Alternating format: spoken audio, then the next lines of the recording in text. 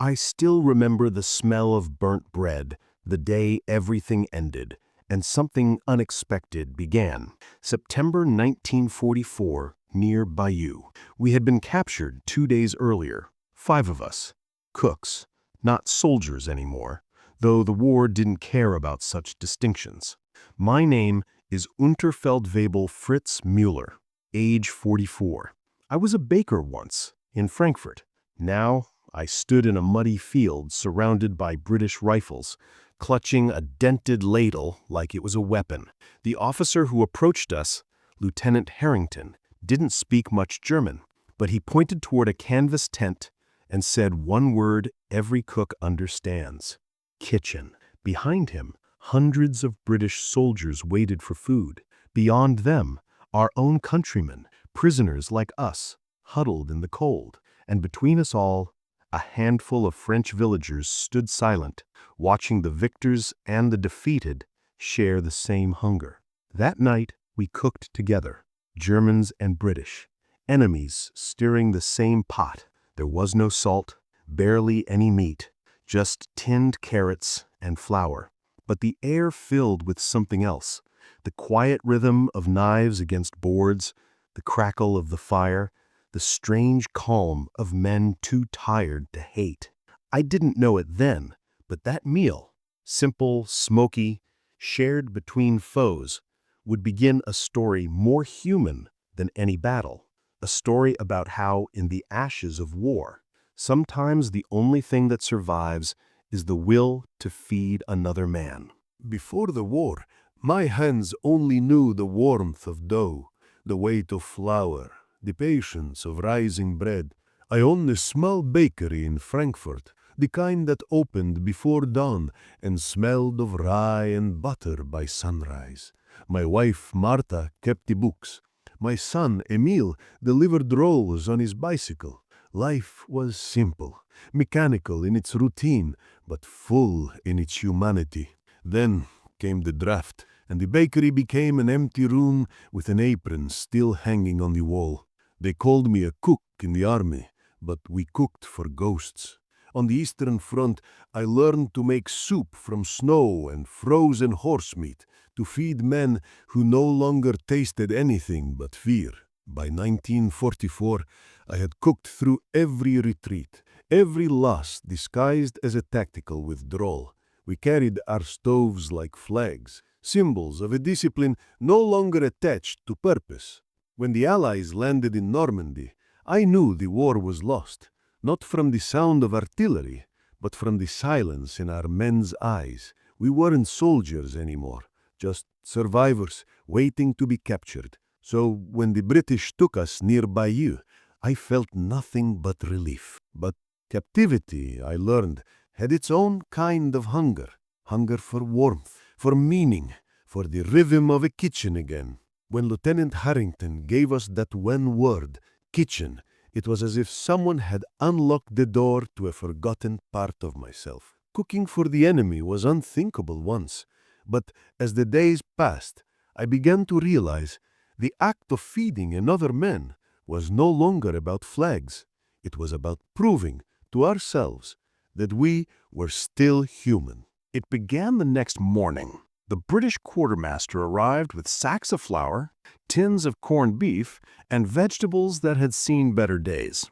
Harrington stood beside him, watching as we inspected the supplies. I could feel the other cooks waiting for my lead: Becker, Hahn, and the 2 older men whose names I still sometimes forget. We were prisoners, but for that brief moment, the smell of onions and wood smoke felt like freedom. We set up our stoves under a canvas awning, rain dripping through in thin silver lines. The British soldiers gathered nearby, curious. A few laughed, some stared with suspicion. I ignored them all. My hands remembered the rhythm: knead, stir, taste, adjust. Becker found a tin of mustard powder and smiled. "For flavor," he whispered. That smile, small and quiet, felt like the first sign of life after years of war. When the first pot of stew was ready, I ladled it into dented metal bowls. Harrington took one, tasted it, and gave a slow nod. Good, he said simply. The word carried no victory, no rank, just acknowledgement. Around us, British soldiers began to eat. So did our own men. The steam rose, and for a moment, you couldn't tell who was who. That night, something changed. Harrington asked if we could cook again tomorrow, this time for both camps. I hesitated. Feeding my own men felt natural. Feeding the enemy felt strange, almost treasonous. But as I watched one of the British sergeants hand a slice of bread to a starving German prisoner, the answer became clear. The next morning, we built a larger fire, 2 stoves, shared ingredients, no sides, no ranks, just cooks, soldiers, and hunger, bound together by the most fragile of truces, the shared need to eat and to be seen. Weeks passed, and the initial curiosity turned into tension. Some of our own men whispered that we were betraying Germany by cooking for the British. Among the British, suspicion lingered. Could they trust former enemies with their supplies? I felt caught in the center, the weight of every expectation pressing down. One afternoon, a batch of potatoes was ruined when the rain flooded the canvas kitchen. Frustration boiled over. Becker slammed his hand against the table. Hans' eyes welled up. I took a deep breath and reminded them that mistakes were inevitable, that anger would serve no one. But inside, I wondered, could we survive not just the war outside, but the war in hearts divided by duty and pride? The tipping point came when a shipment of bread never arrived. German prisoners went hungry, murmuring their resentment. British soldiers stared silently, their faces revealing disbelief and skepticism. That night, as I walked past the campfires, I saw shadows of doubt flickering in every eye. I realized that what began as a simple act of service had become a crucible, testing courage, integrity, and empathy all at once. A letter arrived from a British commanding officer requesting that our team prepare a feast for both camps in honor of a visiting delegation. The responsibility felt immense. One wrong step could ignite anger, suspicion, or worse. We labored through the night, measuring, peeling, chopping, tasting, every motion deliberate, every decision weighted with consequence. By the morning the tables were laid, pots steaming, bread warm, the air rich with aroma. It was beautiful, but the fear remained. Would this fragile trust hold? As the first group of British officers arrived, their faces calm and polite, I felt my own pulse quicken. The German prisoners looked at us with a mix of hope and skepticism, silently questioning if we had failed them. Each bite of stew, each nod of approval became a small victory, a temporary balm for wounded pride and fractured identities. For a moment, under the canvas sky and the scent of roasting vegetables, the war paused. Not outside, in the trenches or over battlefields, but here, in the shared ritual of feeding one another. Yet the fragile unity teetered on the edge. One storm, one misstep, one misread glance, and it could all collapse. We were suspended between fear and hope, uncertainty and responsibility, as the world outside raged on without pause. The dawn broke soft and golden over the camp, and with it came a subtle shift in atmosphere. The previous night's feast had been a success. Every plate cleared, every nod of approval earned, and yet the real change wasn't in the meal, but in the eyes of those around us. For the first time, the German cooks saw gratitude, not suspicion. The British soldiers saw skill, not enemy. That fragile bridge between duty and humanity had begun to hold. Han moved confidently between the tents, carrying trays of steaming stew, a smile playing at the corners of his mouth. Becker, normally stern, laughed when a British soldier praised his seasoning, the sound echoing like sunlight in the damp canvas corridors. I watched, my chest lightened by a quiet pride I hadn't allowed myself in months. The realization hit. Trust could be cultivated, one meal, one small act of competence at a time. A new challenge arrived. A supply shortage meant improvisation was necessary. I gathered the team, and together we devised substitutes, reshaping the menu with whatever we could scavenge. Every choice required thought, every action a test of ingenuity. Yet, Instead of frustration, a sense of purpose flourished.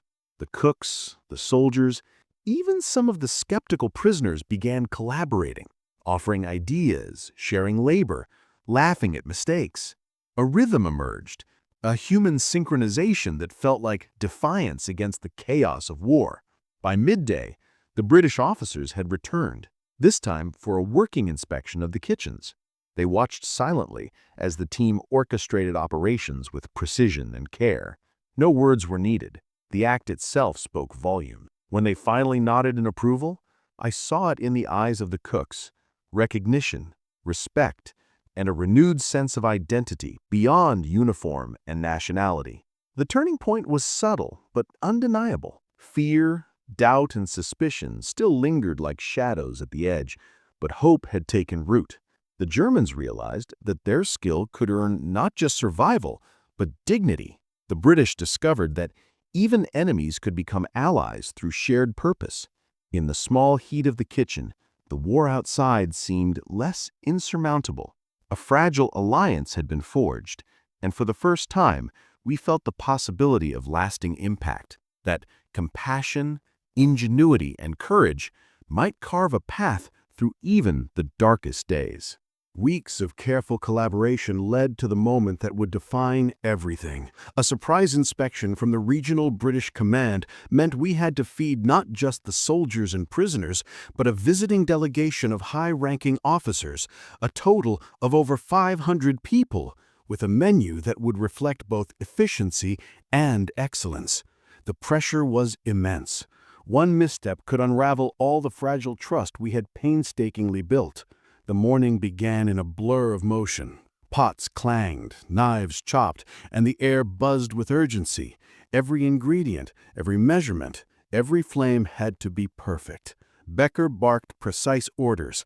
Hahn hustled with the energy of someone carrying not only food, but hope itself. And I moved between stations, checking, correcting, guiding. Sweat dripped, hands trembled, but no one faltered. The kitchen had become a battlefield of precision, discipline, and cooperation, far fiercer than any frontline encounter. Midway through the service, disaster struck. A large shipment of vegetables was delayed, leaving the team scrambling for substitutions. Panic threatened to break our rhythm, but something remarkable happened. The British soldiers stepped in, offering guidance, improvisation, and calm reassurance. Together, German and British, cooks and soldiers, forged a solution. Creativity and trust became our weapons. Laughter rang out amidst the chaos, a sharp contrast to the war outside. By the time the officers arrived, the dining area was transformed. The aroma of roasting meats, freshly baked bread, and simmering sauces filled the air. The guests entered, skeptical at first, but as they tasted, expressions shifted from caution to astonishment. Compliments flowed, for taste, for presentation, for speed, for ingenuity. For the first time, the cooks were celebrated not as prisoners, but as professionals whose skill transcended nationality. As I watched Mueller and his team receive nods of approval and genuine admiration, a profound realization washed over me. This was more than cooking. It was reconciliation. It was trust forged under pressure. It was proof that even amidst the horrors of war, humanity could thrive. The climax wasn't just the feast. It was the recognition that barriers of fear, prejudice, and pride could be broken with patience, skill, and courage. In that moment, the kitchen became a stage for history itself, a battlefield where compassion and excellence won the day. The feast ended, but its echoes lingered far beyond the dining hall. British officers praised the cooks in formal reports, noting efficiency, creativity, and teamwork. The Germans, once wary and defensive, walked taller, their skill recognized not as the work of an enemy, but as the work of professionals. Even the prisoners, who had watched with suspicion, began to smile, sharing jokes and stories around the fire, their guard slowly lowering. Over the following weeks, the success became institutionalized. The British command officially incorporated German POW cooks into daily field kitchen rotations, expanding the program to include over 1,000 men. Trust, once fragile, hardened into routine collaboration. Orders were issued, shifts scheduled, and menus planned. The former cooks now held responsibility and respect, transforming what had been an improvised experiment into a model of cooperation. Among our team, personal bonds deepened. Mueller, Becker, and Hahn joked with the soldiers, shared culinary techniques, and even traded stories of home kitchens left behind. Laughter replaced suspicion. Skill replaced fear. I noticed that the same men who had once avoided our glance now sought our counsel, asking for tips or offering help. It was remarkable. Respect had replaced distrust. Pride had replaced resentment. But beyond the camp, the war continued. Bombings, patrols, and news of casualties reminded us that this fragile peace was temporary. Yet within the canvas walls, in the rhythm of chopping, stirring, and plating, something lasting had taken root. Humanity in miniature, a microcosm of reconciliation. The cooks and soldiers learned that even in the darkest times, cooperation could thrive, that shared purpose could bridge divides that politics and conflict sought to widen. In the quiet evenings, I walked past the fires and smelled bread baking, realizing that we had done more than feed stomachs. We had nurtured trust, dignity, and hope. The fallout of our efforts was not just gratitude, but transformation, a lesson that would endure far longer than the war itself. Months turned into years. The war ended, borders shifted, and armies demobilized, but the lessons from the kitchens lingered. Mueller, Becker, and Hahn returned to Germany, carrying more than recipes. They carried experience, perspective, and a renewed sense of purpose. They rebuilt restaurants, trained apprentices, and introduced practices learned under the most unlikely circumstances, blending efficiency, creativity, and empathy. Former British officers kept in touch. Letters and photographs exchanged across borders. Occasional reunions allowed laughter to mingle with remembrance. What had started as necessity, feeding enemy and ally alike, became a symbol of reconciliation. Lives once defined by uniforms and allegiances were now connected by shared labor and mutual respect. The legacy of the POW cooks extended beyond individual lives. Military reports and manuals documented the program, emphasizing that skill, trust, and collaboration could transcend conflict. Post-war chefs cited the initiative as inspiration, and culinary schools in Germany and the UK included anecdotes of POW kitchens in their histories. For me, walking past the same campfires years later, the memory is vivid.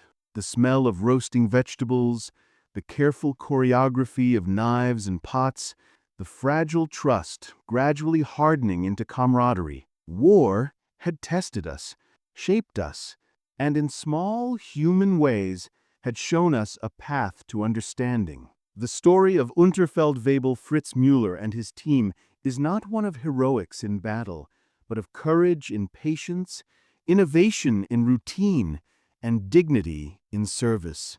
It reminds us that even in times of division, the simplest acts, feeding another, sharing labor, respecting skill, can leave the most enduring mark.